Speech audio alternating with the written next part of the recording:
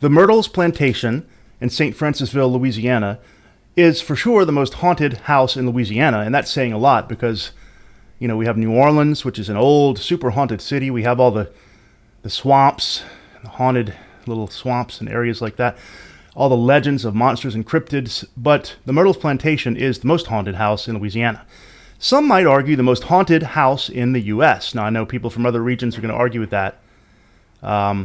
That being so, I tend to agree after having stayed there. That's right, stayed overnight in the Myrtles Plantations. We're going to talk about that. So first of all, welcome to Fangs and Folklore. We're here in the Fangs and Folklore studio in the basement of the abandoned castle in the middle of the haunted forest, here in the nice brick-layered basement with stuffing on the wall. So welcome. My name is Matthew Miller. I'm your host, expert in all things supernatural, horror, paranormal, monster, and all that good stuff.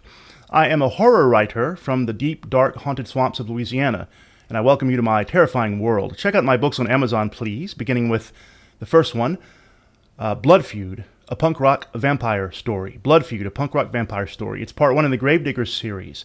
It's a 6-part series about a punk band called the Gravediggers who have no musical talent whatsoever, and they keep having to face these horrible supernatural monsters like vampires and werewolves and zombies, oh my, things like that.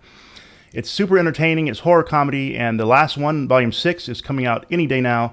I know I've been saying that for a couple of weeks, but it's really true now.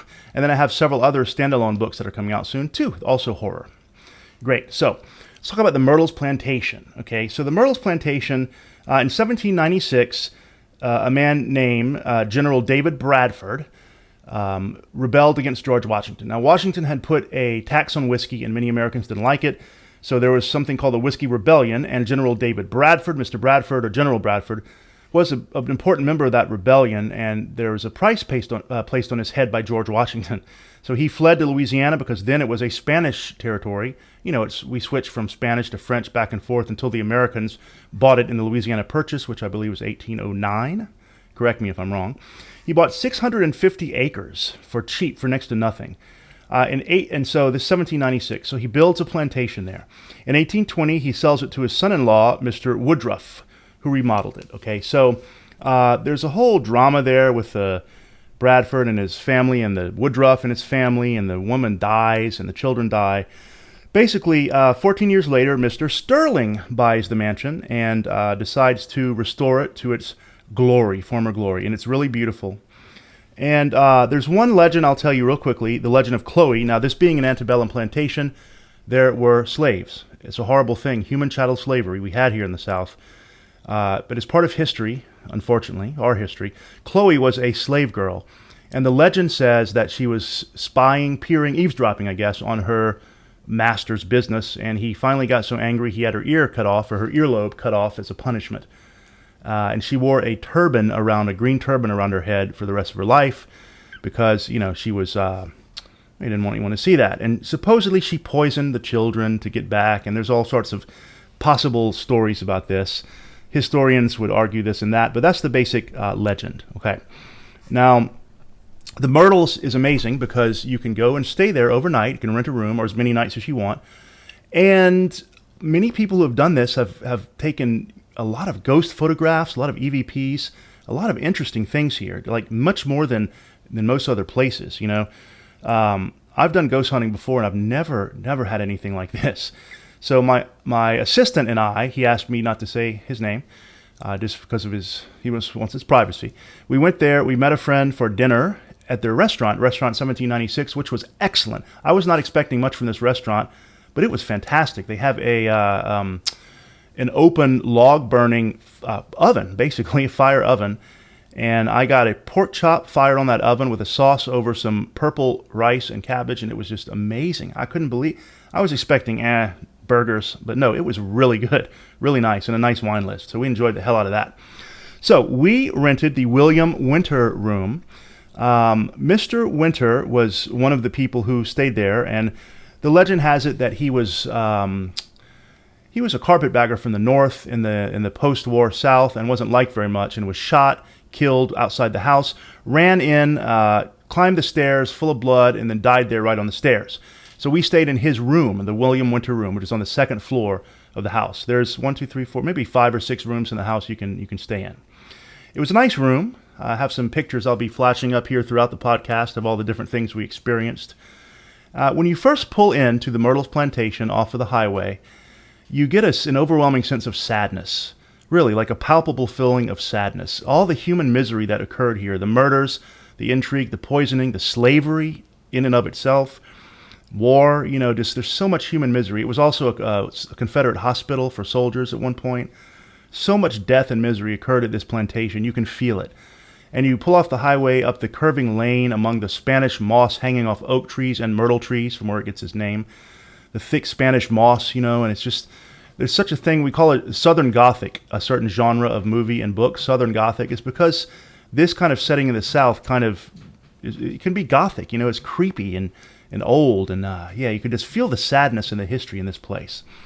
So we enjoyed our dinner, and then we stayed overnight in the room. And we took some walks around the grounds, used that equipment I showed you the last podcast from, the ghost hunting equipment. That really worked well. And so basically, I want to show you what we got. We slept in the room, and both of us are huge snorers. So I muted some of the video because there's nothing to hear except our snores. So if you're wondering why there's no sound, it's not because I'm hiding a ghost voice or something. It's because I don't want you to hear a bunch of snoring and possibly other bodily noises that come at night. Definitely not a ghost. Okay, so let me tell you the stuff we got. I took the history tour during the day, and then that night the ghost tour in the house, the parts that you can't just walk around in, the private rooms. There's one room, which is off the main entrance hall. This was the lady of the house's sitting room, day room. It is, this is where a lot of activity happens in this room. And I walk in and you just feel it. It feels heavy in this room, heavier than any other room. It's hard to explain. I know that's very subjective, and I can't prove it to you if you're watching this or listening, but it just feels heavy, Before you even know the history, it feels heavy, like sad and heavy in this room especially. And so this is where the girl Chloe, the slave girl, sometimes or often appears, pushes people. A friend of mine, a person I know, took the tour and felt something push her, and she stumbled over. So this is a room where a lot of activity happens. I did not personally experience any ghostly activity in that room, but I did feel that overwhelming sense of sadness and heaviness for sure. Then other parts of the house, there's a kind of a parlor there's a dining room, first of all. Then there's a ladies' parlor, a gentleman's parlor, and a gambling room. And there's a mirror, which I'll show you in a little bit, which is in one of the parlors, ladies' parlor, I believe. This mirror is called a haunted mirror. It has some tarnish marks on it that will not come off. You clean them, they reappear. One of them kind of looks like a face or like claw prints or hand prints, and I'll show you that. In fact, let me show you at least those marks right now. I won't show you the other stuff, but this is the haunted mirror. I'm going to flash this on the screen. If you're listening to this podcast instead of watching, you'll enjoy the EVPs, but unfortunately, I guess you just can't see the pictures I'm showing. So you might want to check this one out on YouTube, actually, instead of Podbean alone. So these are the marks, the kind of fingerprint, claw marks, and another kind of handprint.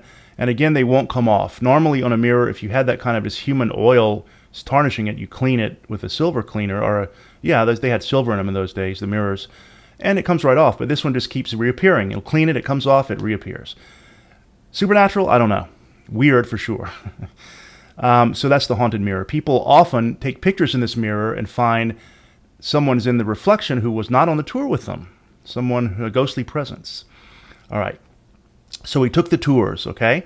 We walked around the property with the full color night vision video camera. And it was a beautiful property, by the way. The map, I'm going to put up a map here for you to see. It's really beautiful. There's a courtyard. So you have the plantation. In the back of it, the plantation house, the main house. The back of it, there's a courtyard, to the side of which is the restaurant. The other side is a general store / coffee shop. And then the fourth side is open to a little, in Louisiana we call it a pond. You'd call it a swamp. And it's got some cypress trees with their knees poking out of the water. It's really beautiful. There are ducks in it, but no alligators. And it was chilly anyway, so the gators would not have been able to move even if they were there. So then there's some cabins around the other side of the pond. The slave quarters would have been farther away. And if I go again, someone else staying there, no one I knew, but I was talking to them, apparently there's a cemetery there that is they don't want you to know it's there. They don't forbid you, I guess, from walking there, but if you can find it, you can walk around in it. So next time I go, I'm going to find that cemetery. I didn't know about it. And then the slave quarters would have been, quite a ways away, probably too far to access. Those, I believe, would have a lot of negative spiritual energy. One of my plans for Fangs and Folklore is to try to get permission from the Myrtles to do a full property overnight investigation where we're the only ones there. I don't know if that's possible, and it might cost some money, but I'm going to talk to them about it. If they say no, they say no, but it doesn't hurt to ask. Now, I see the castle cats are active tonight, causing some trouble. All right, so scratching on something. I hope that's the cat scratching on the wall. Anyway, so we walked around the property. Then we finally went up to the room, had a couple of cocktails there, talked, chatted, joked around. We did an EVP session in the room, a few of them actually. And then I did the spirit box, the radio frequency scanner. I then, what else happened? Oh, I had the laser grid pointing at a wall with my iPhone pointing at the laser grid all night long so that if something broke the laser, you would see it on the phone. But there's no memory on the laser grid, so if I'm sleeping, I can't see it. But so I had the iPhone focused on it all night. I did a little infrared photography and video in the room. And I had to cut away there. The castle cats were acting up very badly. I had to go ask them to please stop. Okay, so the room overnight. Now, I'm going to tell you, we got some very interesting things that on audio, on video, on photo, and something else you'll see. Now, I'm not going to claim any of this is supernatural or not. Seems pretty weird to me, but I'm going to show you what evidence I found. You can decide for yourself. I'm going to tell you right now, I'm not faking any of this. I'm not making it up for the production value. Even if we had gotten nothing, just a video on the plantation would have been nice because it's so beautiful. Here's what we got. So in the spirit box, the radio scanner, the frequency scanner, we got nothing. No voices. We tried it a few times. There was nothing. In the room itself, EVP sessions. Yes, we got 4 things that I think are interesting, which I'll play for you. Right. The first one, I was asking about Chloe, the servant girl, the slave girl, if she was there. So listen to this, okay? See what you think, and then I'm going to tell you, when we were doing this, neither of us were moving or touching anything. We held still. By the way, when I do EVP, if I cough or something, I say, that was me coughing. If a car passes, I say, that was a car outside. So later, when you review it, you'll know what noises were normal. Okay, so let's listen to this one. Chloe, did your master and mistress mistreat you? When they cut your earlobe off, how did you feel about that? Speak to me.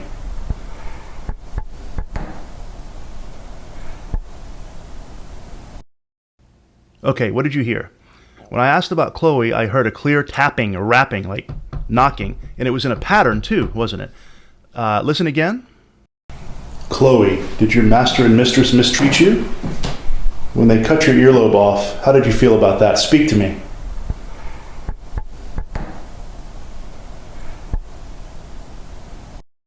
Okay, so yeah, that was really weird. I promise you, neither of us were making that tapping noise. We weren't. And we didn't hear it during the EVP session. We did not hear it during the EVP session, which I think is really freaky. It's creeping me out, now after it's over. All right, EVP number 2. I'd asked about little girl spirits. Apparently the children there are some active ghosts. And one of them, I believe her name was Mary. I called out, are you here? Is there a little girl? Are you Mary? Come see. And I said, you can call me Uncle Matt and so forth. You can call me Matt. And so, see what you think. Listen to this one. Say something to us, dear. Do you want to play? Do you want to talk to us? I'm Uncle Matt. Can you say my name? Okay. What I hear is whispering. Something like, the first one I'm not sure, maybe yes. And the second one I hear my name, Matt. See, listen again, see what you hear. See if you hear that. Say something to us, dear. Do you want to play? Do you want to talk to us? I'm Uncle Matt. Can you say my name? Yeah, so that's creepy. Again, neither of us were doing that. We were not making any noise. We were both holding very still with the audio recorder. I hear my name in that, which is really disturbing to me. I mean, it's amazing, but it's creepy too, huh? I guess that's what I was there for, though. All right, the third one, this is interesting because this one we both heard audibly with our own ears in the room. EVP, often, you don't hear anything, you go back and review it, something's there. This one we both heard. Again, I'm asking about a little child, Mary. Look, there's a child there with us, so listen and see what you hear. Little Octavia, are you here with us? Little Mary, are you here?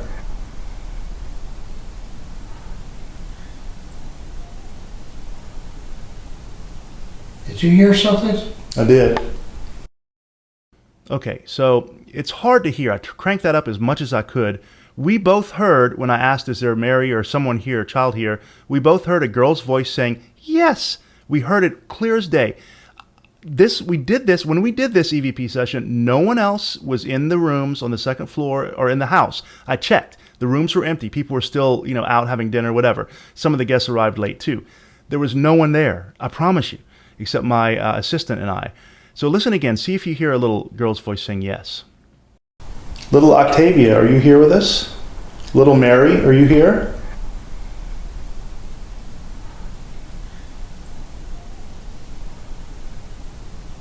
Did you hear something? I did. Hard to hear, but it's there. We both heard it with our ears. And the interesting thing, we were across the room. He heard it from where I was standing. I heard it from where he was standing, like it was coming from different places.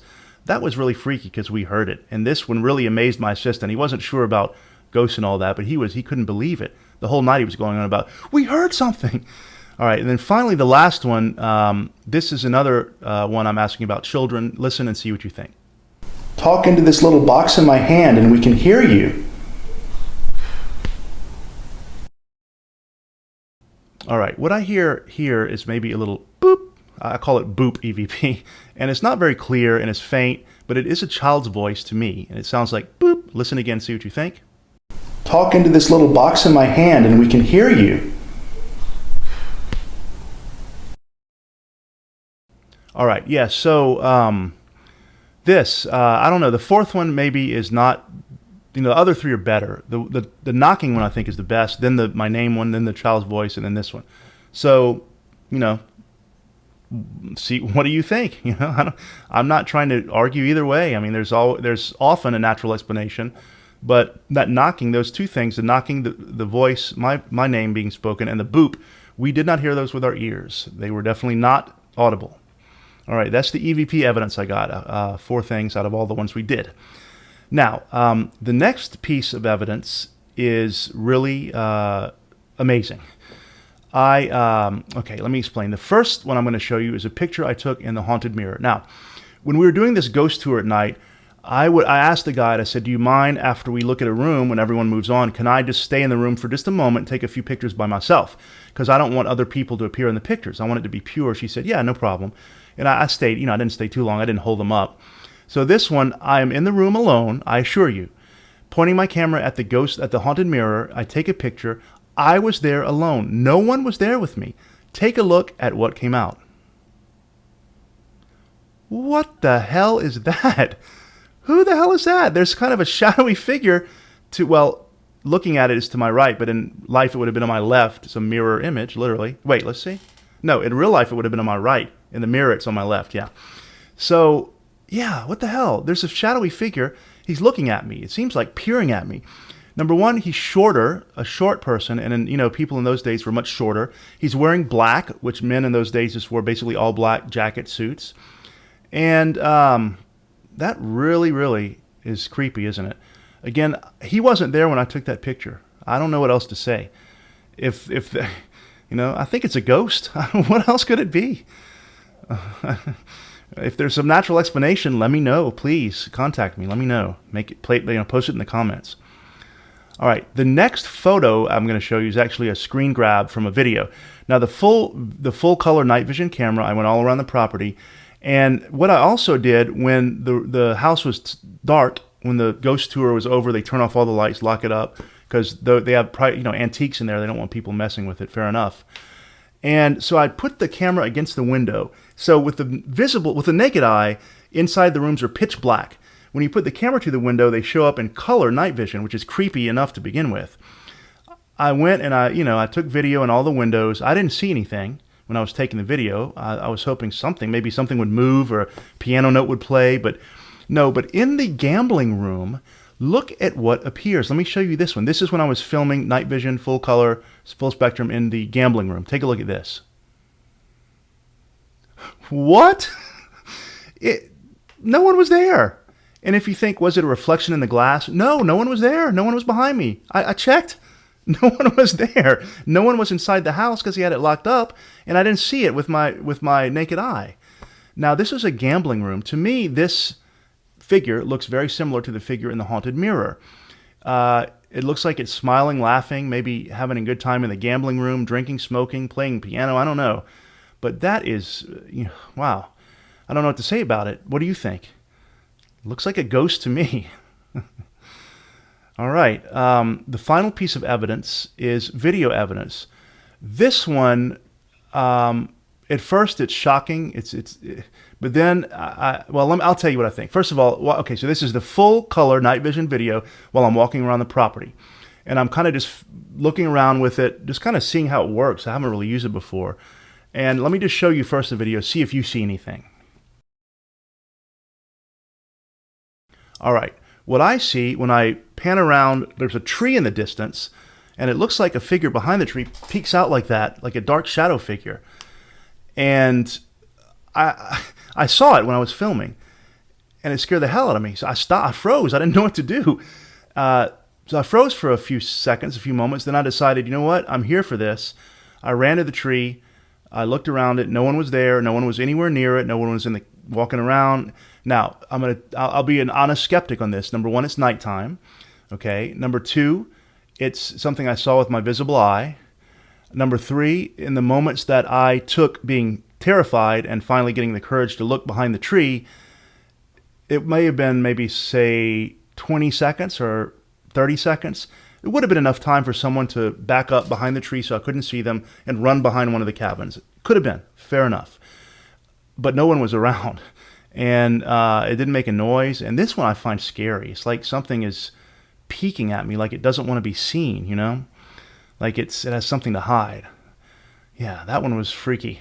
Of all the evidence we got, that one scares me the most, while the photos are the most amazing. And the EVPs are pretty good too.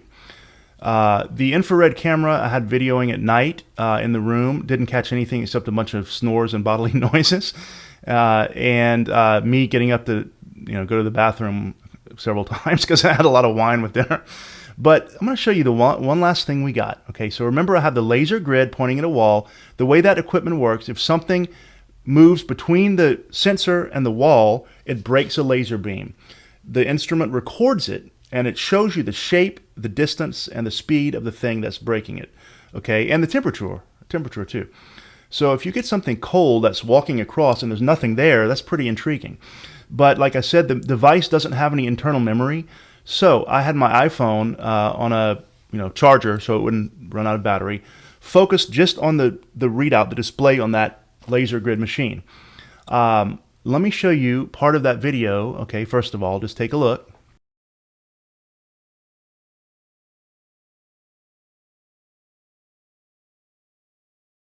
All right, so what happens is the iPhone gets knocked over. Now, we went to bed, the iPhone's filming. During the night, it's dark. I don't hear anything. I wake up, the iPhone is on the floor quite away from where it was, as if it had been thrown. Now, it was on a trunk, at the foot of a bed, old-fashioned, you have a trunk where you put your clothes. It was on a tripod, on a trunk, a solid tripod. In fact, it was this tripod, one of these Gorilla tripods. I made sure it was stable. Can you see that? Made sure it was stable. I pushed it, had the iPhone on it. It wasn't up high, like wobbly. It was right here. And it was stable. I made sure. It was pointing at the thing. At some point during the night, the iPhone falls over, and it not only falls over, but moves, kind of, I won't say flies across the room, but it lands a bit farther than you would expect just falling like that. It was stable. Now, is it possible? Here's some possible normal explanations. Number one, I'm getting up in the middle of the night to go to the bathroom, and I knock it off. However, I don't think that's possible. It was on a trunk at the foot of the bed, so was the device. When I went to the bathroom, I went and walked past the lasers so that they would catch me so that you could see. I would know, okay, that's just me going to the bathroom. I wouldn't have walked, climbed a trunk to go to the bathroom. It was on a trunk. I was not near the phone when I went to the bathroom.